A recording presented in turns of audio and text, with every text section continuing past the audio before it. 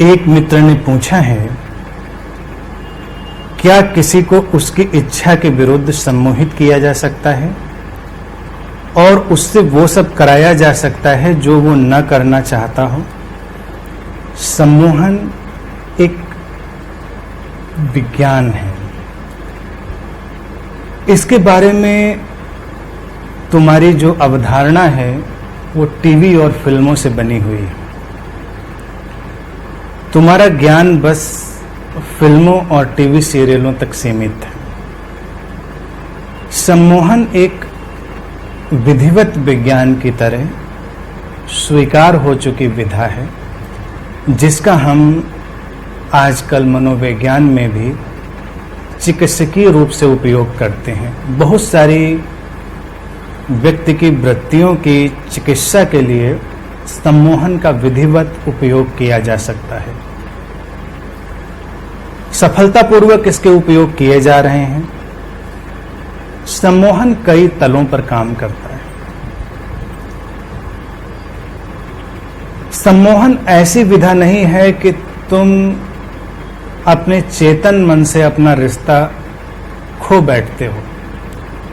सम्मोहन तुम्हारे अवचेतन पर काम करता है, तुम्हारे सबकॉन्शियस माइंड पर काम करता है, और ये एक सजेशन बेस्ड सिस्टमेटिक प्रोसेस है। सुझावों पर आधारित एक विधि है, जिसमें तुम जब सहमति के साथ तैयार होते हो तो सम्मोहनकर्ता तुम्हें धीरे धीरे सुझाव देता है।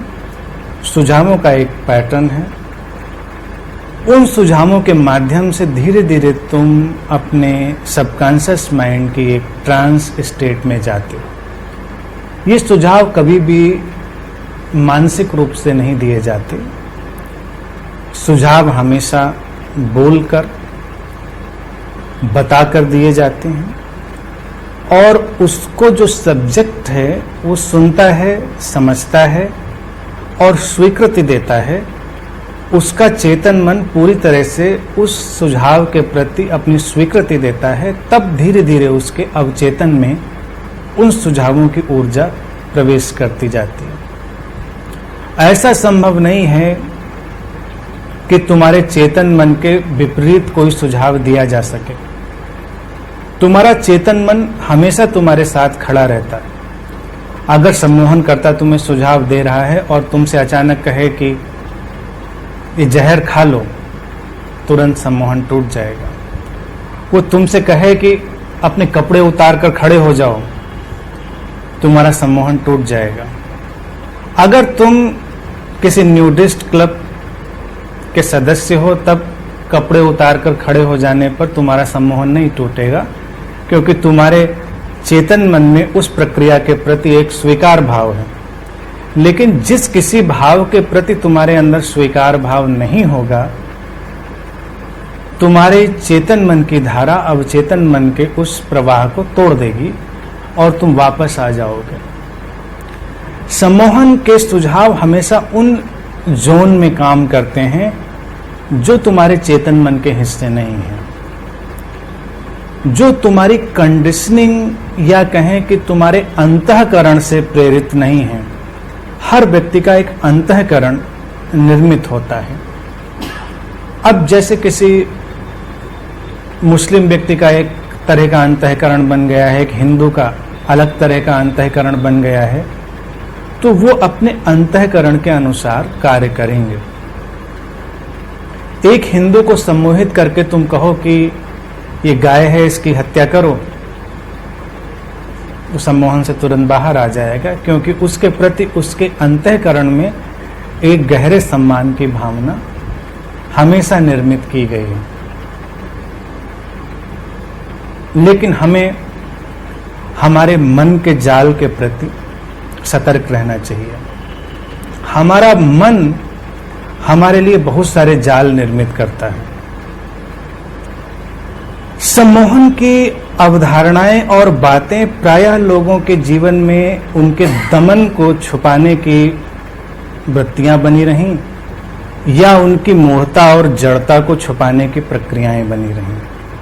आम समाज में ऐसी ही बातें चलती हैं। अक्सर तुमने सुना होगा कि कभी कोई ऐसा व्यक्ति आ जाता है जो महिलाओं का सोना दुगना करने का दावा करता है। महिलाएं जाती हैं अपनी ज्वेलरी लेकर, वो दुगनी करने के बहाने उनको लेकर चंपत हो जाता है।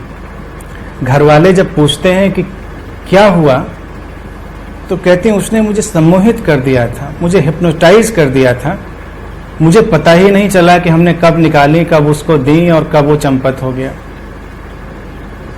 इस महिला के पास अपना बचाव करने का अब कोई उपाय नहीं। ये नहीं कह सकती कि मुझे इतने लालच ने पकड़ लिया था कि मेरे लालच ने ही मेरी सोचने समझने की क्षमता को ब्लर्ड कर दिया था। मैं अपने लालच के वशीभूत ही अपनी ज्वेलरी उसको दिया है क्योंकि मुझे दुगनी करानी थी। अगर तुम विवेक से सोचोगे, दुगना कराने में तुमको कितनी मेहनत करनी पड़ेगी। अगर उतने ही धन को तुम 2 गुना करना चाहो तो कितनी मेहनत करनी पड़ेगी। लेकिन तुम बस कोई आया और उसने हाथ घुमाया और तुम 2 गुना बना लेना चाहते हो, तो तुम कितने लालची और कितने मूर्ख व्यक्ति हो। तुम्हारा लालच और मूर्खता ही तुमसे ये काम कराती। लेकिन जब कोई जवाब देते नहीं बनता तो वो ये तो नहीं कह सकते कि हमने इसलिए ऐसा किया। तो फिर सम्मोहन की बात आती कि उसने मुझे सम्मोहित कर दिया तो मैं ऐसा कर बैठी। मैंने हमेशा ऐसे लोगों से पूछा, कई एक आध लोग मुझसे भी टकराए, तो मैंने पूछा कि ये तो बड़ी सस्ती कारीगरी है, उसको किसी अच्छे शोरूम में जाकर ये कारीगरी करनी चाहिए। वो अच्छे शोरूम में जाकर ये करतब दिखाएगा। जो व्यक्ति तुम्हें इस तरह से मानसिक रूप से पजेस कर सकता है तो शोरूम वालों को भी पजेस कर सकता है। मेहनत कम, फायदा ज़्यादा, सारा सामान लेकर चंपत हो जाए। लेकिन वहाँ नहीं जा पाता और वहाँ नहीं कर पाता, क्योंकि वहाँ जो सेल्स पर्सन हैं वो सामान बेचने के लिए बैठे हुए हैं। वो पहले से ही तैयार हैं कि मुझे बेचना है। कोई सम्मोहित करके तुमसे एक आध ज्वेलरी, एक आध वॉच निकलवा ले जाए, इससे अच्छा किसी महंगे वॉच शोरूम में जाकर उसके मालिक मालकिन को सम्मोहित करके तुम सारा माल निकाल कर चंपत हो जाओ। ऐसी बातें सामान्य तौर से नहीं होती। ये केवल लोगों के अपने मन से निकले हुए जाल हैं।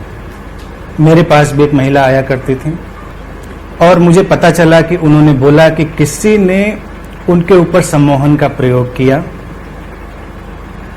और सम्मोहित करके उनसे सेक्सुअल रिलेशन बनाने की चेष्टा करी।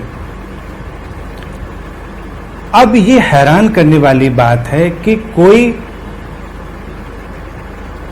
तुमसे इस विधा से, यानी कि संबंध कहां से बनेगा? या तो शारीरिक रूप से बनेगा, संबंध तो शारीरिक रूप से ही बनना चाहिए, लेकिन ऊर्जागत रूप से अगर वो सोचता है तो ये उसके अंदर की अपनी ही एक कल्पना और उसके अपने अंदर का एक रिप्रेशन, एक दमन। इस मामले में मनोविज्ञान में बहुत काम हुआ है, बल्कि ये काम तो बड़ा प्राचीन है। रिप्रेशन की घटना पर फ्रायड ने बहुत चिंतन किया और फ्रायड ने अपने बहुत सारे सिद्धांत दिए, लेकिन फ्रायड से आगे भी मनोविज्ञान अब बहुत जा चुका है और गहरी रिसर्चेज हो चुकी हैं। व्यक्ति कई बार किसी खास विचार में जब ऑब्सेस्ड होता है, और फ्रायड भी ये कहता था कि व्यक्ति तो 2 ही विचारों से ऑब्सेस्ड रहता है, एक सेक्स और डेथ। मैंने भी लोगों को जब ऑब्जर्व किया तो देखा 1 मिनट में वो कई बार इन दोनों विषयों के बारे में जरूर सोचते हैं। और इस रिप्रेशन को, इस फ्रस्ट्रेशन को हमें कई तलों से समझना होगा। सवाल सेक्सुअल रिप्रेशन का सवाल ये नहीं होता है कि तुम शारीरिक रूप से किसी से संबंधित हो तो तुम्हारा रिप्रेशन खत्म हो जाएगा। ऐसा होता तो सारे विवाहित लोगों का सप्रेशन खत्म हो जाता और उनके चित्त विकार रहित हो जाते। लेकिन आज के वक्त में भी तुम बलात्कार जैसी घटनाएं, इतनी हिंसा जो सब देख रहे हो, उसमें ऐसा नहीं कि सारे अविवाहित लोग ही ये काम कर रहे हैं। स्त्रियां हों या पुरुष हों, उनको इस विषय पर सोचने समझने की कभी भी स्वतंत्रता नहीं दी गई और न उन्होंने सोचा। जब नहीं सोचा तो धीरे धीरे उस समझ के अभाव में उनके अंदर बहुत सारी ग्रंथियां निर्मित होती चली गईं। और तुमको एक चीज बहुत स्पष्ट रूप से मैं बता दूं, सम्मोहन का विज्ञान इतना सूक्ष्म सटल विज्ञान है कि वो सेक्सुअली रिप्रेस्ड लोगों के ऊपर ऐसे भी काम नहीं करता, क्योंकि उसके लिए तुमको बहुत रिसेप्टिव होना चाहिए, अपने मन को तटस्थ होकर काम करने के लिए सक्रिय करना चाहिए। तो उन महिला की बात के आधार पर ही मैं तुमको ये सारी बातें बोल रहा हूं। पहली चीज, रिप्रेशन को स्थिति से हम नहीं देख सकते। कई बार लोग ऊपर से रिप्रेस्ड नहीं दिखाई देते हैं, लेकिन उनके अंदर बहुत रिप्रेशन होता है। वो जैसे एक वोल्केनो के ऊपर, एक ज्वालामुखी के ऊपर बैठे होते हैं। उनकी बातों से पता चल सकता है, क्योंकि जब तुम उदार नहीं हो, जब तुम समझदार नहीं हो, तो तुम्हारे अंदर वो भावनाएं हिंसक रूप से काम करें। इसीलिए काम के साथ, सेक्सुअलिटी के साथ वायलेंस, हेट, ऑफेंस, ये सब जुड़ा हुआ है। आजकल भी तुम जो ये घटनाएं देखते हो, सुनते हो, उसमें तुम्हें एक बात सोचने की नजर आती होगी कि व्यक्ति क्या काम संबंध में रुचित है या वो हिंसा में रुचि रख रहा है। कई बार लोग ऐसा कार्य करते हैं जैसा लगता है कि उनके अंदर से एक शैतान उभर कर आ गया है। हिंसा, और हिंसा के भी वो स्तर जिनके तुम कल्पना भी नहीं कर सकते। ऐसा क्यों होता है? हमारे समाज में भी इस पर कानून बनाने की बात चलती है, इस पर सजा की बात चलती है, लेकिन उस पर समझ की बात नहीं चलती कि उस पर हम मनोवैज्ञानिक, आध्यात्मिक समझ का आरोपण करें।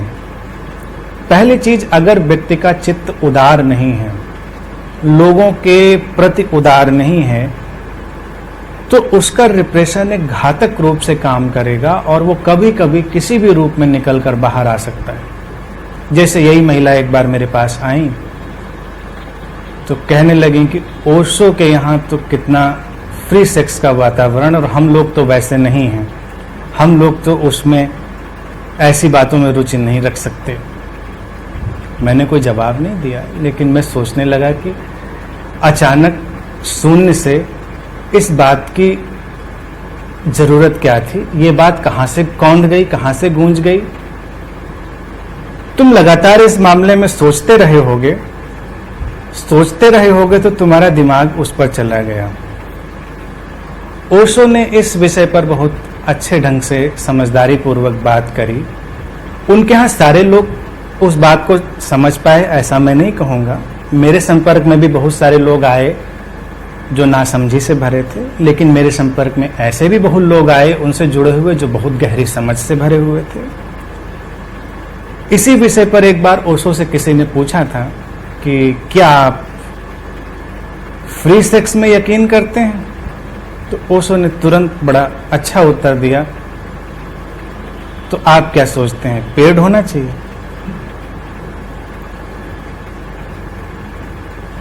सवाल यह है कि कोई तुम्हें बाध्य नहीं कर रहा। तुम किसी भी संबंध के लिए किसी के प्रति बाध्य नहीं हो, लेकिन तुम उदारता पूर्वक समझ सकते हो, सोच सकते हो लोग कैसे वस्त्र पहने हैं, तुम इस पर उदार नहीं हो। आज के लोग कैसे वस्त्र पहने, इस पर तुम बड़े आलोचक हो। कौन कैसे मिलता है, कहाँ मिलता है, क्यों मिलता है, तुम अपनी ऊर्जा इसमें बहुत ज्यादा लगाते हो।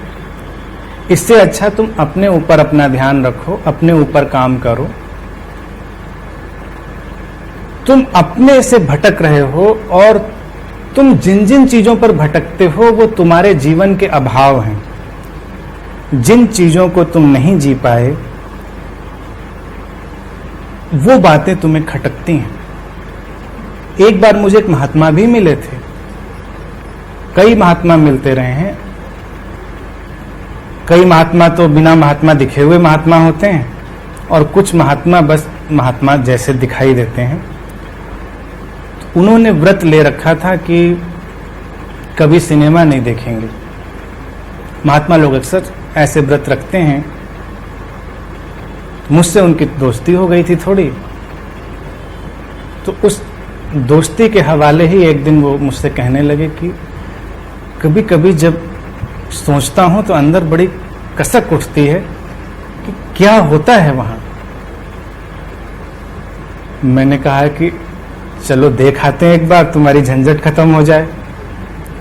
छोटी सी बात के लिए तुम इतने परेशान हो क्योंकि तुमने कसम ले रखी है, तुमने व्रत ले रखा है कि सिनेमा नहीं देखेंगे, और अब तुम्हारा चित्त जो एक सामान्य सांसारिक व्यक्ति का चित्त में भी कभी नहीं आता होगा, वो विचार भी तुमको पकड़े हुए है कि सिनेमा हॉल में क्या होता है।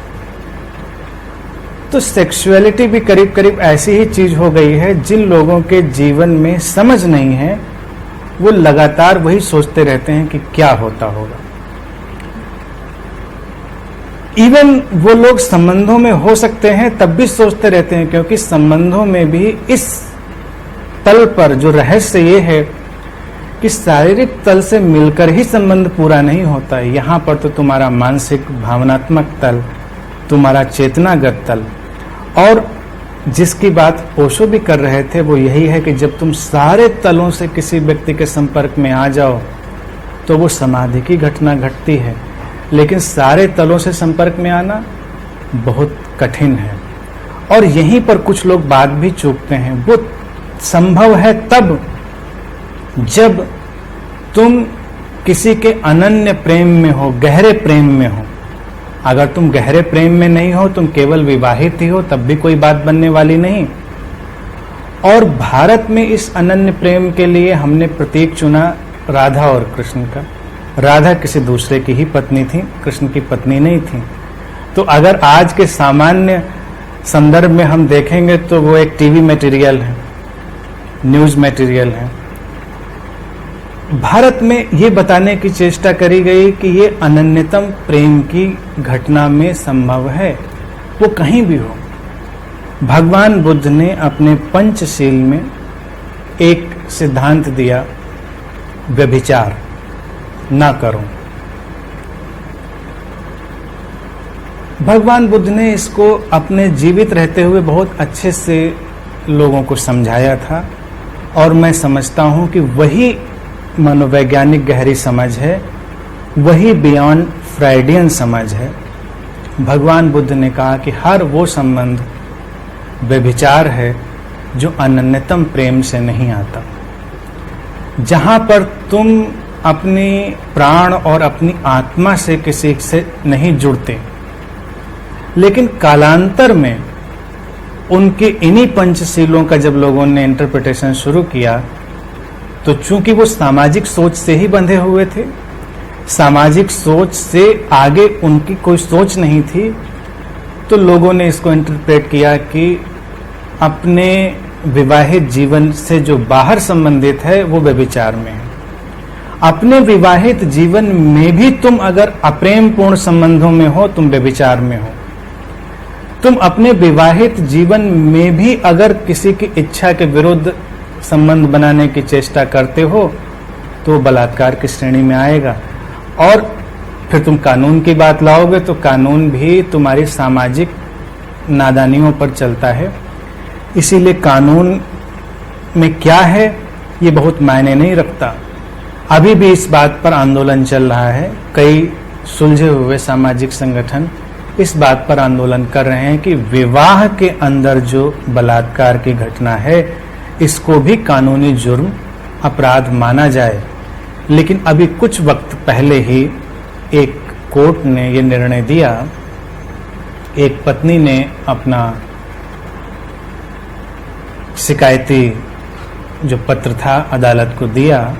कोर्ट ने उसके जवाब में दिया कि अगर पति पत्नी के साथ जबरदस्ती भी करता है तो इसे बलात्कार नहीं माना जा सकता। अब यहां पर भगवान बुद्ध की बातों से ये सारी चीजें उलट हो जाती हैं। तुम कहोगे हमारा माननीय न्यायालय भी ये कहता है। न्यायालय में तुम्हारे जो जज बैठे हैं वो भी तुम्हारी सामाजिक जड़ता की सोच से ही निकले हुए हैं। उनकी सोच को भी व्यापक होना पड़ेगा, उनके समझ को, हमारे जो पूरा व्यापक परिप्रेक्ष्य है उसको भी समझना पड़ेगा। मैं समझता हूं भगवान बुद्ध की इस देशना का आज के समय में बड़ा औचित्य है, उसकी गहरी प्रासंगिकता है कि संबंधों को नए सिरे से गढ़ा जाए। हमने संबंधों को सुविधा सहूलियत के आधार पर गढ़ा। संबंध सुविधा और सहूलियत मात्र नहीं है, इसीलिए मैं कहता हूं कि धन भी होना चाहिए और ध्यान भी होना चाहिए। जो स्त्रियां धन से रिक्त हुई वो गुलामी में चली गईं, तो संबंध भी एक तरह का व्यापार हो गया, एक तरह का समझौता हो गया, या कहें एक तरह का कैरियर हो गया। जिस महिला के पास अपनी आर्थिक स्थिति नहीं है वो विद्रोह करने में भी अपने को बहुत सक्षम नहीं पाती। और भारत में कई बार विद्रोह से महिलाएं इसलिए ही पीछे हट जाती हैं क्योंकि वो सोचती हैं फिर हम कहाँ जाएंगे, रहेंगे कहाँ, हम खाएंगे कहाँ। हालांकि पुरुषों की हालत भी ऐसे में कई बार बड़ी सोचनीय हो जाती। ऐसा नहीं कि सारे अत्याचार पुरुष ही महिलाओं पर कर रहे हैं, महिलाएं भी पुरुषों पर अत्याचार कर रही हैं। क्योंकि अत्याचार जेंडर बेस्ड नहीं है, अत्याचार मानसिकता आधारित है, वो मानसिकता पर खड़ा हुआ है। व्यभिचार का इतना ही अर्थ है कि तुम किसी भी व्यक्ति की इच्छा के विरुद्ध उससे संबंधित नहीं होगे, और इच्छा हो भी और अगर प्रेम नहीं है, प्रेम का अभाव है, तो भी उसे उसी श्रेणी में रखा जाएगा। और जब तुम उस प्रेम के अभाव में जुड़ते हो तो तुम्हारे अंदर एक खिन्नता, एक फ्रस्ट्रेशन, एक लैक, एक अभाव इकट्ठा होता है। मैंने देखा है अक्सर विवाहित लोगों के अंदर जहां इस तरह के अप्रेमपूर्ण संबंध बहुत बनते रहते हैं, वहां महिलाएं खास तौर से एक अजीब सी खिन्नता और फ्रस्ट्रेशन के कारण गहरे डिप्रेशन का शिकार हो जाती हैं। तब वो किसी खास प्रेमपूर्ण संबंध की कल्पना करने लगती हैं।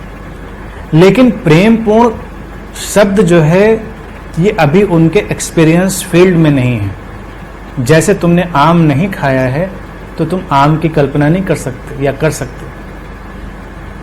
तुम सुनते हो कि आम बड़ा अच्छा होता है तो तुम सोचते हो कि काश आम खाते। तो जिन लोगों के जीवन में प्रेम का अभाव है, उन्होंने अभाव का कष्ट झेला है, तो बस वो कल्पना करते हैं कि प्रेम हो मेरे जीवन में, लेकिन अभी उन्होंने प्रेम जाना नहीं है, तो वो प्रेम की एक कल्पना बुनते हैं। जब वो कल्पना बुनते हैं तो वो कल्पना भी उनके उसी मन से निकलती है जिस सीमित मन ने उनके लिए सारे शोषण का जाल निर्मित किया था, और उनके उसी एक्सपीरियंस फील्ड से निकलती, अनुभव के उसी दायरे से निकलती है जिस अनुभव को उन्होंने जीवन भर जिया था। तो वहां भी वो ऐसी ही किसी कल्पना का निर्माण कर लेते हैं जो उनके मन के अनुकूल ही होती है। बियॉन्ड माइंड, अपने मन के पार जाने के लिए तो तुम्हें गहरे ध्यान की जरूरत होगी। गहरे ध्यान के लिए तुम्हें अपने सीमित विचारों को छोड़ना होगा। जैसे तुम सीमित विचारों में जीते हो, तुम कहोगे कि अब सम्मोहन की ही बात अगर लें तो तुम कहोगे सम्मोहन में ऐसा होता है, तो मैं तुमसे बस एक प्रश्न पूछूंगा, क्या तुम सम्मोहन के पूरे विज्ञान को जानते हो? तुम कहोगे नहीं जानता तो नहीं, लेकिन ऐसा ही होता है, तो तुम सीमित विचारों की कैद में हो। तुमको पहले उसे जानना पड़ेगा। जब तुम किसी चीज को पूरी तरह जान लोगे तब तुम समझोगे कि क्या होता है और क्या नहीं होता। हम आम तौर से ऐसे ही सीमित विचारों की गिरफ्त में अपना जीवन बिताते हैं। हमारे जीवन के जो वाइटल इश्यूज हैं उनमें भी हम बड़े सीमित विचारों से काम चलाते हैं। आप लोगों को जानकारी दूं तो आप आश्चर्यचकित होंगे, अभी 2 बच्चों ने, एक आईआईटी की लड़की है, एक आईआईएम का बच्चा है, आई थिंक इंस्टीट्यूट गलत भी हो सकते हैं, मेरी इन बातों पर ना जाएं, किसी अच्छे इंस्टीट्यूट से हैं, एक लड़का एक लड़की, और उन्होंने अभी गूगल पर एक विंडो क्रिएट की, मेंस्ट्रोपीडिया, महिलाओं के मेंस्ट्रुएशन से संबंधित जानकारी वो देते हैं। अभी यंग कपल हैं, अच्छे परिवार से आते हैं, पढ़े लिखे हैं, और उस लड़की ने कहा कि जब मैं बड़ी हो रही थी तो मुझसे कोई बात ही नहीं करता था इस विषय पर। मैं अपने घर में माँ से पूछती थी तो उनके पास कोई ज्ञान नहीं था। वो कहते थे ठीक है, इस बारे में ज़्यादा बात नहीं करो, बाहर बात मत करना, लोगों से मत पूछना। तो उसने कहा कि मेरा ये फ्रेंड था, मैंने फिर इससे बात की, मुझे कुछ परेशानियां हो रही थी, मुझे कुछ तकलीफ़ें थीं, मैंने उसको बताया, उसने फिर सर्च करी, फिर कुछ डॉक्टर से उन लोगों ने कोलैबोरेट किया, तो कुछ चिकित्सकों और कुछ तकनीशियन के साथ में उन्होंने एक अपना ग्रुप क्रिएट किया जिस पर उन्होंने ये पोर्टल बनाया, जिसमें वो सारे यंग गर्ल्स को ये जानकारी देते हैं। अब ये 21वीं सदी में ये बात चौंकाने वाली है कि तुम्हारे जीवन का इतना अहम हिस्सा और उसके बारे में तुम्हें पूरी जानकारी ही नहीं। तुम अंधेरे में टटोल कर जीते हो, तुम्हारे माँ बाप ने जो आधी अधूरी जानकारी तुमको दे दी, तुम उस पर जीते हो, तुम्हारे पास पूरा रिसर्च बेस्ड नॉलेज नहीं है। आज के इन बच्चों को जरूरत पड़ी कि वो ऐसा पोर्टल क्रिएट करें। तो ये तो एक बड़ा छोटा और मोटा विषय है। काम यानी सेक्सुअलिटी का विषय इतना गहरा, इतना उलझा हुआ, इतना व्यापक है कि तुम समझ सकते हो कि इस पर कितनी समझ, कितनी जानकारी और कितनी रिसर्चेज और कितनी खुली मानसिकता की जरूरत है। अगर इस पर हम सही जानकारियां लेकर आएं, हम सही समझ का समाज में विस्तार कर पाएं, तो ये जो हिंसा तुम्हें दिखाई देती है, ये विक्षिप्तता जो तुम्हें दिखाई देती है, ये शायद रुक सके। ये कानून से रुकने वाली नहीं, ये तुम्हारे धरना प्रदर्शन और सजाओं से भी रुकने वाली नहीं। क्या रुकी? अभी तुमने दिल्ली में एक घटना सुनी थी, कुछ वक्त हुआ, सारा समाज उससे हिला था, सब लोग अचंभित थे, लग रहा था कि शायद कुछ बदलाव आ जाएगा, लेकिन आए दिन रोज पर रोज वही घटनाएं हो रही हैं। समाज रुग्ण है, लेकिन तुम दोष दोगे उन लोगों को जो लोग कृत्य कर रहे हैं। मैं कहूंगा इसमें दोषी हैं ऐसे लोग, संभ्रांत लोग, जो ऐसी बातें, जैसे ये महिला, अगर किसी बलात्कार में इस महिला का हाथ हो तो कोई आश्चर्य की बात तो नहीं, क्योंकि इसके अंदर की जो रिप्रेस्ड और वायलेंट ऊर्जा है उसने एक आकार लिया है, और वो आकार, वो प्रतिक्रिया जब वातावरण में फैलेगी तो कोई न कोई व्यक्ति उसको रिसीव करेगा, उसका माध्यम बनेगा, वो उसको डिस्प्ले करेगा, तब तुम कहोगे कि ये व्यक्ति तो बड़ा वायलेंट है।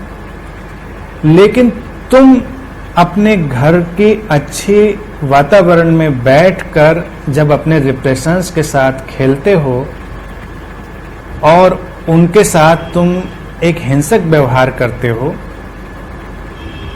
तो तुम उत्तरदायी हो। कुछ केसेस ज्यादा बड़े हो जाते हैं, कुछ केसेस, अब जैसे यहां पर सम्मोहन की विधा भी क्रिपल्ड हो गई कि जब उस महिला ने कहा कि सम्मोहन के माध्यम से, तो तुमने एक अच्छे भले विज्ञान के ऊपर एक ऐसा विचार डाला जो कई लोगों को प्रभावित करेगा। तुमने एक अच्छे भले व्यक्ति के ऊपर ये आरोप डाला कि उसने तुमको सेक्सुअली हैरेस कर लिया। ये आरोप हवा में जाएगा और कहीं रेप करा देगा तो कोई आश्चर्य की बात नहीं। इसका कार्मिक रिप्रिकॉशन उसी के ऊपर होगा, और वो शायद कभी जान भी ना पाए कि इसका कार्मिक जिम्मेदार तो मैं हूं। फिर सवाल होता है कि ऐसा कैसे होता है इन लोगों के साथ। वो कहेंगे कि मुझे तो लगा, मुझे तो महसूस हुआ, मेरे साथ तो ऐसा हो गया। हो सकता है, बिल्कुल हो सकता है। तुम जिस विचार से ऑब्सेस्ड हो जाओगे वो विचार तुम्हारे ऊपर फलीभूत हो जाएगा। तुम काम वासना से ऑब्सेस्ड हो जाओगे, तुम्हें हर तरफ वही दिखाई देगा और तुम्हारे ऊपर शारीरिक सिम्टम भी आ जाएंगे। तुमने शायद फॉल्स प्रेगनेंसीज के बारे में सुना है या नहीं सुना है। कुछ महिलाएं जिनको बच्चे नहीं हो रहे होते और उनके अंदर एक बच्चे को लेकर बड़ा ऑब्सेशन पैदा हो जाता है, बच्चा होना चाहिए होना चाहिए, चारों तरफ से दबाव है। तो अचानक उनके अंदर सारे फॉल्स सिम्टम पैदा हो जाते हैं। सारे सिम्टम से आप लोग परिचित ही हैं और उनका पेट निकल आएगा। लोग गिनने लगते हैं कि हाँ अब ये इतने महीने की प्रेगनेंसी हो गई है। मेरे घर में ही मैंने इस उदाहरण को देखा। बचपन में मेरे यहाँ मेरे एक रिमोट अंकल की एक लड़की थी, उसकी शादी को कई बरस हो गए थे और छोटे टाउन में आप लोग समझते ही हैं कि लोग कितना ज़्यादा इन बातों पर प्रताड़ित करते हैं कि बच्चे नहीं हो रहे हैं। पढ़े लिखे समाजों में भी होता है और छोटे टाउन में तो बहुत ज़्यादा। तो मैं बहुत छोटा था, मुझे इस बात का बहुत इल्म नहीं था, लेकिन बाद में सारी बात मेरी समझ में आई। तो बड़ा घर में हलचल का वातावरण था। वो 5-6 महीने के लिए हमारे यहाँ रहने आई थी। 5-6 महीने के लिए शायद रहने भी इसलिए आई थी क्योंकि उसके ससुराल में और उसके मायके में हर तरफ से उसको प्रताड़ित किया जाता था और यहाँ उसको कुछ दिन शांति से मिल जाती और उसके घर वालों को भी लगा कि झंझट छूटेगी, आराम से रहें, तो वो रहती रही। जब वो आई तो उसने डिक्लेयर किया कि मैं प्रेग्नेंट हूँ। अब ये सब भाषा उस समय मैं नहीं जानता हूँ, लेकिन अब मैं कह रहा हूँ। धीरे धीरे उसका पेट बढ़ने लगा। धीरे धीरे लोगों ने देखा कि अब ये फुल प्रेगनेंसी के सिम्टम हैं। फिर लोग वेट करते रहे। 10 महीने वो घर चली गई अपने, 11 महीने, 12 महीने, 13 महीने, लगा कि बच्चा तो हो ही नहीं रहा है, बड़ा जिद्दी बच्चा है। तो फिर उसको चिकित्सकों को दिखाया गया। गांव में पहले इतना अल्ट्रासाउंड वगैरह टाउन्स में नहीं होता था, आजकल तो हर बात पर अल्ट्रासाउंड से चेक हो जाता था। पहले तो सारे ऊपरी लक्षणों से ही चेक किया जाता था। आज से आप 30-35 साल पीछे की कल्पना करिए। तो जब शहर में उसका ले जाके चेकअप कराया गया तो पाया गया कि कुछ नहीं है, नथिंग। तो ये गुत्थी वहां पर हमेशा एक चर्चा की विषय रही कि ऐसा हुआ क्यों। तो ये फॉल्स प्रेगनेंसीज का सिम्टम बहुत रहा और ये संभव हो सकता है। तो अगर कोई बहुत सेक्सुअली रिप्रेस्ड लोग या व्यक्ति हों तो उनके साथ सारे सिम्टम हो जाते हैं। तुमको शायद नहीं पता हो, जो पुरुष हैं वो इजेकुलेट हो जाते हैं अगर इतने ज़्यादा उनके अंदर रिप्रेशन भरा हुआ है अपने नींद में, अपने सपनों में। महिलाएं उन सारे सिम्टम से गुजर जाती हैं जो होते हैं, लेकिन ये उनके अपने मन के दमन से निकली हुई प्रक्रिया है। इसमें वो किसी जाल को निर्मित ना करें। तो उनके संबंधी मेरे पास आए, मैंने उनको तभी भी सलाह दी थी कि उसका अच्छा मानसिक चिकित्सक के पास ले जाकर उसकी चिकित्सा कराएं, ये उसके लिए शुभ होगा। आप चिकित्सा नहीं कराएंगे तो डिप्रेशन कुछ दिनों में ठंडा पड़ेगा और फिर वो अपना सिर उठाएगा और अगली बार हो सकता है और घातक रूप में उठाए। एक तुमको ऐसे ही ऑब्सेसिव थॉट का और परिणाम बताऊं। अगर किसी विचार पर, अब ये तो थोड़ा सा मेंटल इलनेस का भी उदाहरण है, लेकिन कोई व्यक्ति मेंटली इल नहीं है फिर भी किसी विचार पर बहुत फोकस कर दे तो फिजिकल सिम्टम उभर आएंगे उसके अंदर। गुड फ्राइडे के दिन, जीसस के क्रूसिफिक्शन के दिन, कई ईसाई ऐसे समुदाय हैं जिसमें कुछ ऐसे उनके सेंट हैं जिनकी हथेलियों में कीलों के निशान उभर आते हैं। अचानक वो ऐसी ध्यान में बैठे हैं, ट्रांस में, खट से उनकी हथेलियां फट जाती हैं और वहां से खून निकलने लगता है। लंबे समय से ये बात चलती रही और ये बड़ा आश्चर्य का विषय रहा कि ऐसे कैसे होता है। लेकिन एक बात जब हिस्टोरियंस ने रिसर्च करी और सारे इतिहास को खंगाला गया और उस टाइम के क्रूसिफिक्शन की मेथोडोलॉजी को समझा गया, तो बड़ी चौंकाने वाली बात सामने आई कि उस समय जो सलीब पर क्रूसीफाई जब किया जाता था, व्यक्ति लटकाया जाता था, तो उसकी हथेलियों में कीलें ठोकी ही नहीं जाती थी। कीलें उसकी कलाई में ठोकी जाती थी, उसके रिस्ट में। अब रिस्ट में कीलें ठोकी जाती थी, उनके निशान उभरते रहे हाथ पर, हथेलियों के बीच में खून निकलता रहा हथेलियों के बीच से, क्योंकि वो तथ्य पर आधारित नहीं था। लोग मानते थे कि ईसा मसीह से उन्होंने इतना तादाद में कर लिया है कि वो बिल्कुल उस जोन में पहुंच गए हैं, वो ईसा मसीह ही हो गए हैं उस समय, कि उनके अंदर वही सिम्टम आ गए। लेकिन जब ये बात पता चली तो लोग हैरान रह गए कि ईसा मसीह के तो कीलें ठोकी गई थी कलाई में। जो उनके रिमेन्स तथ्य प्राप्त हुए उसमें ये सारी चीजें पुष्ट होती हैं। इन लोगों की कलाई पर क्यों न उभर कर हथेलियों पर उभरे? क्योंकि इन्होंने वही माना था। इन्होंने तो यही माना था और सोचा था कि हथेली में कीलें ठोकी गई थी। इन्होंने इतना सोचा हथेली में कीलें ठोकी गई कि उनकी हथेलियों से खून निकलने लग गया। ये कोई चमत्कार नहीं है। अध्यात्म को ऐसी सस्ती बातों से जोड़कर देखना भी नहीं चाहिए। अध्यात्म तुम्हारे मन की कल्पनाओं का जाल नहीं है, वो तुम्हारे मन से बाहर ले जाने की प्रक्रिया है। तुम अपने मन में कल्पनाएं बुनकर कैसी भी दुनिया बुन सकते हो। कुछ लोग बहुत भक्ति भावना में हो जाते हैं, वो कल्पना बुन लेते हैं कि हमारे यहाँ कृष्ण भगवान घूमते रहते हैं। एक सज्जन आते थे, वो कहते थे हमारे यहाँ हनुमान जी खड़े रहते हैं चारपाई के पास। हमने कभी बिठा लिया करो उनको, खड़े रहते हैं बेचारे, तुमको इतनी कर्टसी नहीं है कि उनको खड़ा रखते हो। इस पर उन्होंने नहीं सोचा। भक्ति में बहुत हैं, उनके चारपाई के पास खड़े हैं।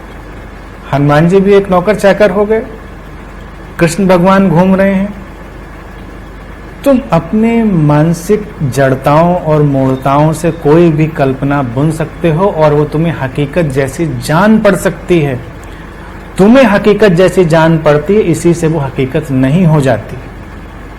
उसके परिणाम आने चाहिए। हर आध्यात्मिक घटना का शुभ परिणाम होता है। अगर वो आध्यात्मिक घटना है तो तुम्हारे जीवन में शुभ का रूपांतरण लेकर आएगी। वो तुम्हारे अहंकार के जाल को और सशक्त नहीं बनाएगी। हमेशा इस बात का ध्यान रखें। अहंकार का जाल हमेशा दूसरे की तरफ देखता है। एक आध्यात्मिक व्यक्ति को हमेशा अपनी तरफ देखना है। तुम्हारे साथ कुछ होगा, दूसरा जिम्मेदार। दूसरे ने ऐसा किया, दूसरे ने तुम्हें दुखी किया, दूसरे ने तुम्हारा शोषण किया, तुम तैयार हो शोषण कराने के लिए, तो दूसरा शोषण करता है। तुम नहीं मानोगे इस बात को, तुम कहोगे नहीं, कहीं तो जबरदस्ती भी होती है। गहरे मनोवैज्ञानिक रूप से अगर देखा जाएगा तो कहीं अचेतन में तुम्हारे कोई न कोई सहमति तो होती ही है। तुम उन लोगों को जरा देखो जो इतने बड़े समूह का नेतृत्व कर पाने में सक्षम हुए और वो नए शोषण के शिकार हुए, नए हिंसा के। जैसे गांधी जी का उदाहरण ले सकते हो सामने। गांधी जी अपने एक विचार में, और वो सृजनात्मक विचार था, शुभ के लिए विचार था। अंग्रेजों के लिए कितनी चिंता की बात नहीं होगी कि इस आदमी को मार के खत्म कर दें, झंझट खत्म हो जाए, मारो इसको, खत्म करो। कॉन्ट्रैक्ट किलर को बुला लो। घटनाएं ऐसी भी हुई कि कॉन्ट्रैक्ट किलर बुला लिया गया, उसको पैसे दे दिए गए, वो मारने गया, नहीं मार पाया। जाके वहीं अपनी पिस्तौल गोलियां रख दी, कहने लगा कि मैं मारना नहीं चाहता हूं। ऐसा भी नहीं कि उस व्यक्ति का हृदय परिवर्तन हो गया, इस बात को व्यापक ढंग से समझें, लेकिन गांधी जैसे लोगों की ऊर्जा इतनी प्रबल है, वो आत्मघात के लिए तैयार नहीं है, वो रूपांतरण के लिए काम कर रहे हैं, तो आत्मघात आएगा भी नहीं, ऐसे नहीं आ सकता। तुम जब आत्मघात के लिए तैयार होते हो तो कोई तुम पर घात करने वाला भी तैयार हो जाता है, वो इंटर रिलेटेड है, तुम तक पहुंच जाता है। तुम नहीं तैयार हो, कुछ भी नहीं हो सकता, सारी चीजें वैसे ही अलाइंड होती हैं। तुम्हारे अपने अंदर स्पष्टता होनी चाहिए। अगर तुम्हारे अपने अंदर स्पष्टता नहीं है तो तुम्हारा जैसा मानसिक जगत है तुम वैसी ही दुनिया रच लोगे, वैसे ही लोग तुम्हारे संपर्क में आएंगे, वैसी ही परिस्थितियां तुम्हारे संपर्क में आएंगी और तुम्हारा पूरा जीवन वैसा का वैसा हो जाएगा। और फिर बिना जाने किसी बात को बोलो नहीं। दूसरी बात, एक तो सारा दोषारोपण दूसरे की तरफ मत डालो, अपनी तरफ लाओ। तुम दुखी हो, कारण अपने अंदर तलाशो। अब अगर इस महिला का ही उदाहरण मैं लूं तो इसको पहले सोचना चाहिए था कि मेरे साथ ऐसा क्यों हुआ, मेरे अंदर ऐसा क्या है, मेरे अंदर ऐसी कौन सी चीज है कि मेरे साथ ऐसा हो रहा है, तो इसके लिए एक नया दरवाजा खुलता। इस महिला ने ऐसा ना सोचकर सोचा कि किसी और ने ऐसा कर दिया, तो वो सारी चीज से बच गई और उसकी जो मानसिक ग्रंथि थी, जो उसकी मेंटल इलनेस थी, वो वहीं की वहीं रह गई। कोई चिकित्सा संभव नहीं हो पाई, वो वहीं की वहीं रह गई। ऐसे ही दूसरी बात, हर आध्यात्मिक व्यक्ति को यह ध्यान में रखनी चाहिए कि जिस बात को तुम जानते नहीं उस बात के बारे में कभी बोलो नहीं। मेरे पास भी लोग आएंगे, कहेंगे आप तो जानते ही होंगे। मैंने कहा तुम्हें कैसे पता कि मैं जानता होऊंगा? मैं जानता होऊंगा तो मैं जानता होऊंगा, तुम कैसे जानते हो इस बात को कि मैं जानता हूं? क्योंकि तुमने ये धारणा बना ली है कि मैं जानता हूं। फिर कहेंगे गुरु तो ऐसे करते हैं, गुरु तो वैसा करते हैं। मैंने कहा आप जानते होंगे, मुझे तो नहीं पता गुरु कैसा करते हैं। तुम एक धारणा लेकर चलते हो, क्योंकि ये तुम्हारे अपने मन की धारणा है। तुम गुरुओं को भी अपने मन के अनुकूल गढ़ लेना चाहते हो, तब वो गुरु भी गोबर गणेश है, घोंघा बसंत। तुम्हारे मन से निकले हुए गुरु बिल्कुल घोंघा बसंत, क्योंकि वो तुम्हारे अनुसार चल रहे हैं। तुम जैसा उनमें देखना चाहते हो वैसा तुम देख रहे हो। जिस दिन तुम्हारी दृष्टि की सीमाएं इतनी व्यापक हो जाएं और तुम अवाक खड़े रह जाओ, उस दिन ही तुम्हारा गुरु से आमना सामना होता है। कोई भी गुरु तुम्हारे मानसिक जाल की पूर्ति के लिए नहीं है। अनंत में भी जब तुम आ रहे हो मेरे पास, तो इसलिए नहीं आ रहे हो कि तुम्हारे अहंकार को पोषण दिया जाए। तुम इसलिए नहीं आ रहे हो कि तुम्हारे मन की उन्हीं भूल भुलैयां जिनमें तुम खोए हुए हो उनमें कुछ और रंग रोगन किया जाए, तुम्हारे ही मन को और फुसलाया बहलाया जाए। तुम्हें तो इन सब से बाहर होना है, तुम्हें तो इन सब से पार होना है, इसीलिए तुम यहां पर हो। तुम्हें जन्म जन्म से अपने मन के इस तहखाने से बाहर निकलना है और तब तुम्हें सारी धारणाएं तोड़नी पड़ेंगी। तब तुम्हें ये भाषा बंद करनी पड़ेगी, ऐसा होता है, ऐसा नहीं होता है।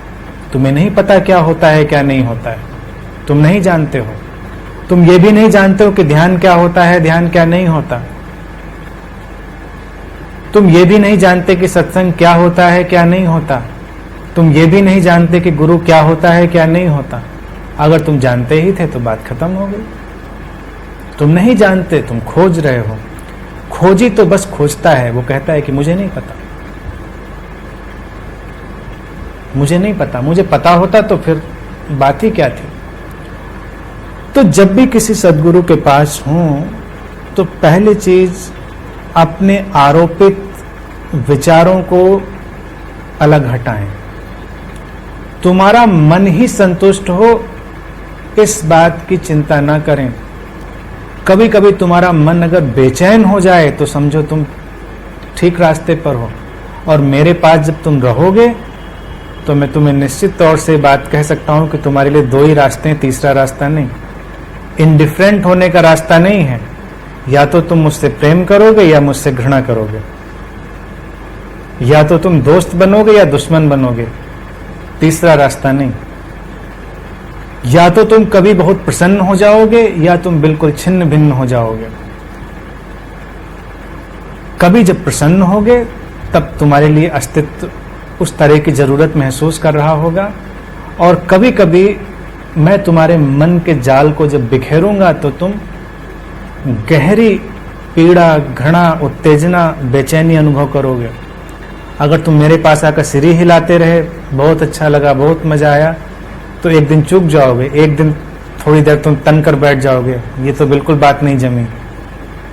लेकिन तब ये मत सोचना कि बात नहीं जमी, तब अपने अंदर खोजना कि मुझे क्यों नहीं जमी, मुझे क्या उत्तेजित कर गया, तो तुम्हारी खोज बनेगी। और वक्त वक्त पर ऐसा होता रहेगा, वक्त वक्त पर तुम्हें ऐसे हिलाया भी जाएगा, और तब तुम सोचना कि क्या है।